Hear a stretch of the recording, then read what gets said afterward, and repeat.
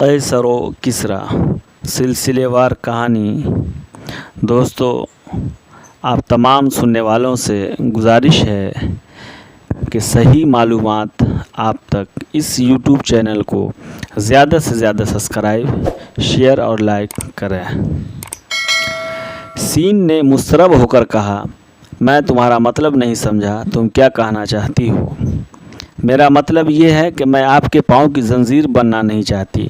آپ کی بہتری اسی میں ہے کہ میں آپ کو چھوڑ کر کہیں روپوش ہو جاؤں اور آپ اپنے حریفوں کو مطمئن کرنے کے لیے یہ کہہ سکیں کہ آپ نے ایک عیسائی عورت کو اپنے گھر سے نکال دیا ہے۔ پھر آپ پر کوئی یہ اعتراض نہ کرے گا کہ آپ نے عیسائیوں کے ہمدرد ہونے کی وجہ سے قسطنطنیہ فتح نہیں کیا۔ فسطانیہ کی رگوں میں آپ کا خون ہے اور اسے مجوسی مذہب اختیار کرنے پر کوئی اعتراض نہیں ہوگا۔ سین کی حالت اس شخص کی سی تھی جس پر بجلی گر پڑی ہو۔ وہ چند ثانیے سکتے کے عالم میں اپنی بیوی کی طرف دیکھتا رہا، پھر مضطرب ہو کر اچانک اٹھا اور کچھ دیر کمرے میں ٹہلنے کے بعد یوسیپیا کے سامنے کھڑا ہو گیا۔ یوسیپیا، میری طرف دیکھو، اس نے بھررائی ہوئی آواز میں کہا۔ یوسیپیا نے آہستہ سے گردن اٹھائی، اس کی آنکھوں میں آنسو چھلک رہے تھے۔ سین کچھ دیر خاموشی سے اس کی طرف دیکھتا رہا۔ بالآخر اس نے کہا، یوسیپیا، تمہارے دل میں یہ خیال کیسے آیا کہ دنیا کی کوئی خواہش، کوئی خوف مجھے تمہارا ساتھ چھوڑنے پر آمادہ کر سکتا ہے؟ اگر تم حکم دو تو میں اسی وقت شہنشاہ کو استعفیٰ بھیجنے کے لیے تیار ہوں۔ میں نتائج سے بے پرواہ ہو کر اس بات کا اعتراف کرنے کے لیے تیار ہوں کہ میں اس ذمہ داری کا اہل نہ تھا۔ خسرو کے اولوالعزم سالار کے لہجے میں ایک شکست خوردہ انسان کی بے بسی یوسیپیا کو متاثر کرنے کے لیے کافی تھی۔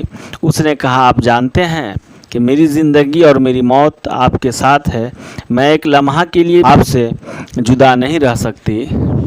سین نے قدرے مطمئن ہو کر دوبارہ کرسی پر بیٹھتے ہوئے کہا، یوسیپیا، تمہیں معلوم ہے کہ میں نے ایران کے امراء اور مذہبی پیشواؤں کی مخالفت کے باوجود قسطنطنیہ جانے کا خطرہ مول لیا تھا، اور قید کے بعد وہاں سے واپس آتے وقت مجھے یقین تھا کہ شہنشاہ ایران ہرقل کی طرف سے صلح کی درخواست سنتے ہی خوشی سے اچھل پڑے گا، لیکن مجھے معلوم نہ تھا کہ ابتدائی فتوحات نے پرویز کی ذہنیت تبدیل کر دی ہے۔ مجھے اس بات کا اعتراف ہے کہ پرویز کے طرز عمل سے مایوس ہونے کے بعد اس کے خلاف بغاوت کا جھنڈا بلند کرنا میرے بس کی بات نہ تھی۔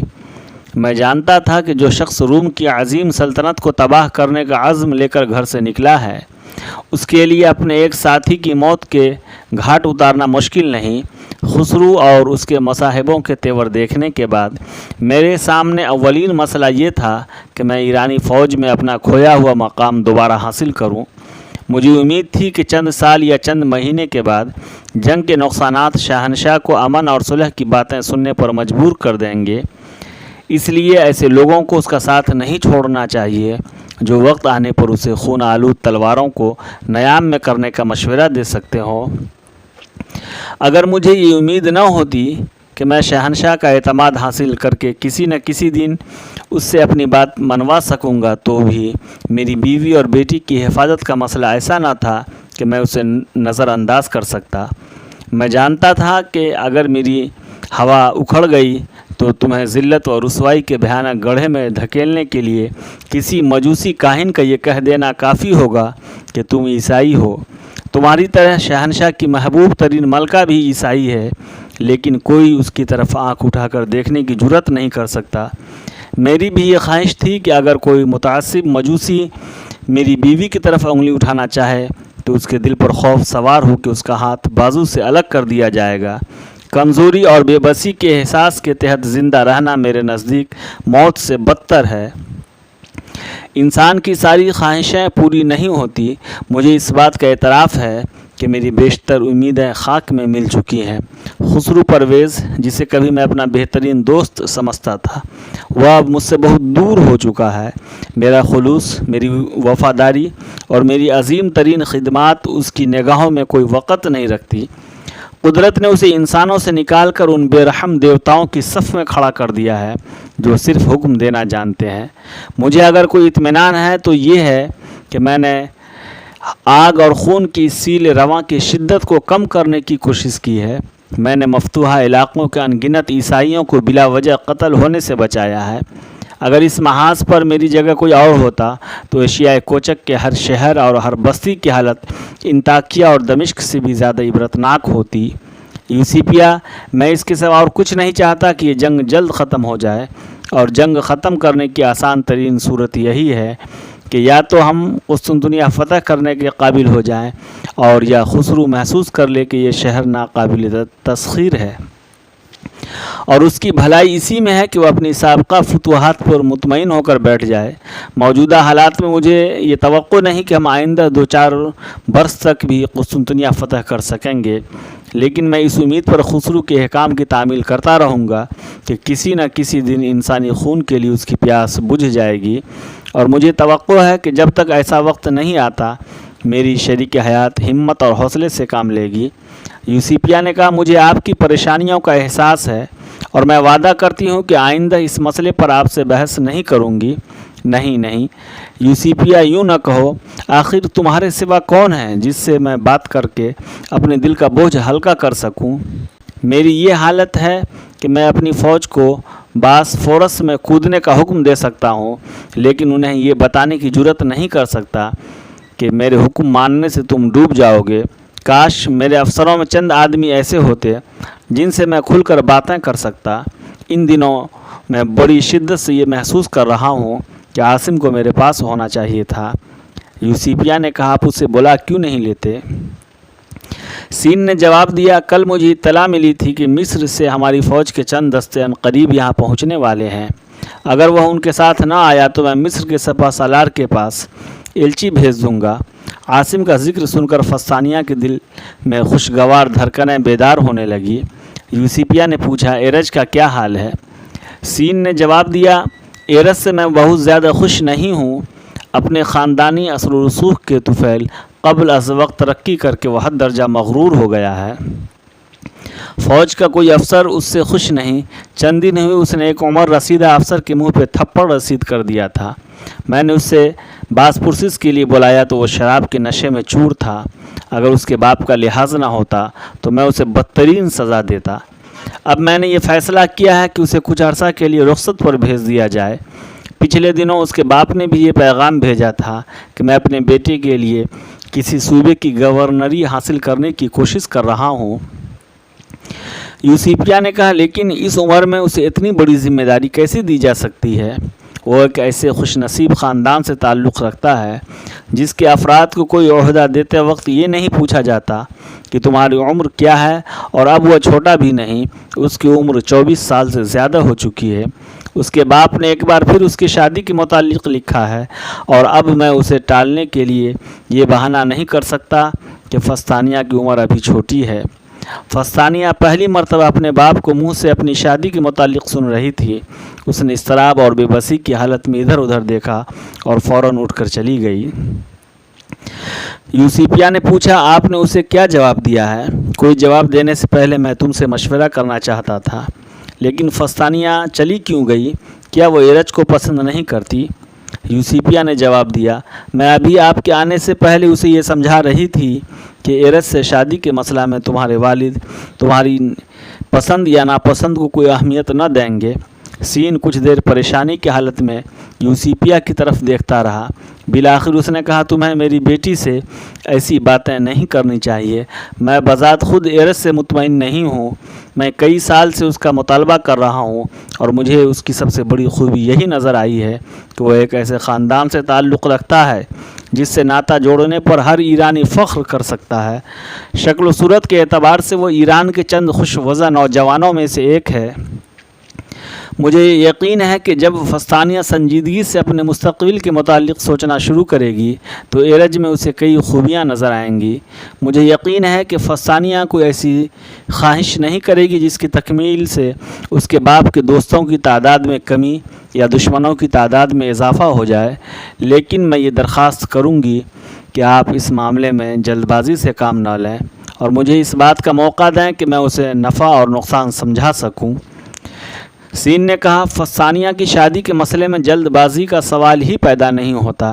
لیکن اب وہ 18 سال کی ہو چکی ہے۔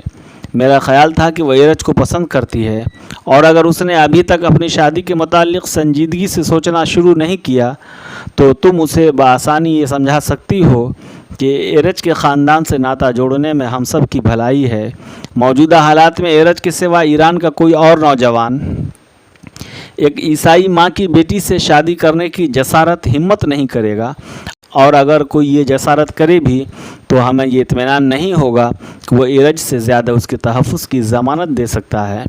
اس کی شادی کرنے کے بعد اگر وہ اپنے گلے میں سلیب ڈال کر مدائن کے بازاروں میں گھومنا چاہے یا اپنے گھر میں ایک چھوٹا سا گرجا تعمیر کر لے تو بھی ہمارا سب سے بڑا کاہن اس پر اعتراض کرنے کی جرات نہیں کرے گا۔ یوسیپیا نے کہا، مجھے معلوم ہے، لیکن میں آپ سے یہ وعدہ لینا چاہتی ہوں کہ آپ میری بیٹی کو سوچنے کا موقع دیں گے۔ سین نے برہمو ہو کر کہا، میں نے یہ کب کہا ہے کہ آج ہی اس کی شادی کا فیصلہ کر چکا ہوں؟ پھر وہ بلند آواز میں چلایا، فستانیہ فستانیہ ادھر آؤ۔ اور فستانیہ جو پردے کے پیچھے کھڑی ان کی باتیں سن رہی تھی کمرے کے اندر آ گئی۔ بیٹھ جاؤ بیٹی، میں کل علی صبح یہاں سے چلا جاؤں گا، اور مجھے یہ بات قطعاً پسند نہیں کہ تم ایک لمحہ کے لیے بھی میری آنکھوں سے اوجھل رہو۔ تم میرے لیے دعا کرتی رہتی ہو نا؟ فستانیہ جواب دینے کی بجائے آگے جھک کر اپنا سر سین کے کشادہ سینے پر رکھ دیا۔ وادی نیل کے جنوب کی طرف پیش قدمی کرنے والے ایرانی دستے کسی قابل ذکر مزاحمت کا سامنا کیے بغیر طیبہ کے قدیم شہر میں داخل ہو چکے تھے، لیکن اس سے آگے صحرائے نوبہ ان سیاہ فام جنگجو قبائل کا مسکن تھا جو قدیم میں فرعون کی افواج کا بہترین حصہ ہوتے تھے۔ چنانچہ ایران کا لشکر بابلون سے پیش قدمی کرنے کے بعد پہلی بار غیر متوقع مشکلات کا سامنا کر رہا تھا۔ اہل نوبہ کی جنگ باقاعدہ افواج کی جنگ سے مختلف تھی۔ یہ لوگ کسی میدان میں جمع ہو کر ہار اور جیت کا فیصلہ کرنے کی بجائے اکا دکا حملوں پر اکتفا کرتے تھے۔ فاتح لشکر آگے بڑھتا تو یہ لوگ راستے کی بستیاں خالی کر کے بھاگ جاتے۔ دن کے وقت آفتاب کی تمازت سے یہ خطہ ایک جہنم زار بن جاتا تھا۔ سواروں کے گھوڑے گر کر دم توڑ دیتے اور پیادہ سپاہی چلتے چلتے نیل کے پانی میں کود پڑتے۔ غروب آفتاب کے بعد اس کی تھکی ہاری فوج کو آرام کے لیے چند گھنٹے ملتے، لیکن رات کے سناٹے میں اچانک کہیں دور سے نقارے کی صدا بلند ہوتی اور پھر آن کی آن میں ایسا محسوس ہونے لگتا کہ ساحل دریا کے آس پاس تمام جھاڑیاں اور تمام چٹانیں حرکت میں آ گئی ہیں۔ ہزاروں نقارے ایک ساتھ بجنے لگتے، پھر بھیانک تاریکی کے سینے سے ایک دل دہلا دینے والی چیخیں بلند ہوتی اور چاروں طرف سے اس کا جواب آنے لگتا۔ اس کے بعد نقاروں کی صدائیں اور انسانوں کی چیخیں اچانک خاموش ہو جاتی۔ گہری نیند سے بیدار ہونے والے سپاہی خوف و اضطراب کے عالم میں آنکھیں پھاڑ پھاڑ کر ایک دوسرے کی طرف دیکھنے لگتے، اور انہیں نیل کے کنارے مینڈکوں اور کیڑے مکوڑوں کی نہ ختم ہونے والی راگنیوں یا اپنے دل کی دھڑکنوں کے سوا کوئی آواز سنائی نہ دیتی۔ کبھی ایسا معلوم ہوتا کہ کوئی اندیکھی اور انجانی مخلوق صحرا کی خاموش فضا میں ایک ہنگامہ برپا کرنے کے بعد اچانک گہری نیند سو گئی ہے، لیکن تھوڑی دیر بعد یہ طلسم ٹوٹ جاتا اور خاموش فضا پھر ایک بار نقاروں کی صداؤں اور انسانوں کی چیخوں سے لبریز ہو جاتی۔ فوج کے افسر اور سپاہی جو دن کی جھلسا دینے والی دھوپ میں رات کا انتظار کرتے تھے، رات کی بھیانک اور پراسرار تاریکی میں طلوع سحر کا انتظار کرتے تھے، پھر کئی دن کے بعد ایک رات ایسی آتی جب انہیں صحرا میں مکمل سکوت ان ہنگاموں سے زیادہ خوفناک لگتا تھا۔ سپاہی اور ان کے پہرے دار ایسا محسوس کرتے تھے کہ پڑاؤ کے آس پاس ہر جھاڑی اور ہر چٹان کی اوٹ میں ان کے لاتعداد دشمن کھڑے ہیں۔ لمحات، ساعتیں اور پہرا دینے والے گزر جاتے، یہاں تک کہ ان پر نیند کا غلبہ ہونے لگا۔ اچانک تاریکی میں دکھائی نہ دینے والی انسانوں کا کوئی گروہ جھاڑیوں اور سرکنڈوں سے پٹی ہوئی ان وسیع دلدلوں میں روپوش ہو جاتا، جہاں ناواقف سپاہیوں کے لیے ان کا پیچھا کرنا موت کو دعوت دینے کے مترادف تھا۔ اب دنوں کا سفر ہفتوں میں طے ہو رہا تھا، اور جوں جوں وہ آگے بڑھ رہے تھے ان کی مشکلات میں اضافہ ہوتا جا رہا تھا۔ ایران کے بہترین سپاہی سرد علاقے سے آئے تھے اور ان پر گرمی اور مسلسل بے آرامی کے اثرات ظاہر ہو رہے تھے۔ فتوحات کا ولولہ بتدریج سرد ہو رہا تھا۔ عرب قبائل کے رضاکاران کے مقابلے میں گرمی برداشت کرنے کے زیادہ عادی نہ تھے، لیکن وہ کسریٰ کی فتوحات سے زیادہ لوٹ مار کے شوق میں اپنے گھروں سے نکلے تھے، اور اب ان کے منہ سے اس قسم کی شکایت سنی جا رہی تھی: ہم نے مصر فتح کرنے کے لیے ایرانیوں کو ساتھ دینا قبول کیا تھا، لیکن اب ہم مصر کی حدود سے بہت دور نکل آئے ہیں۔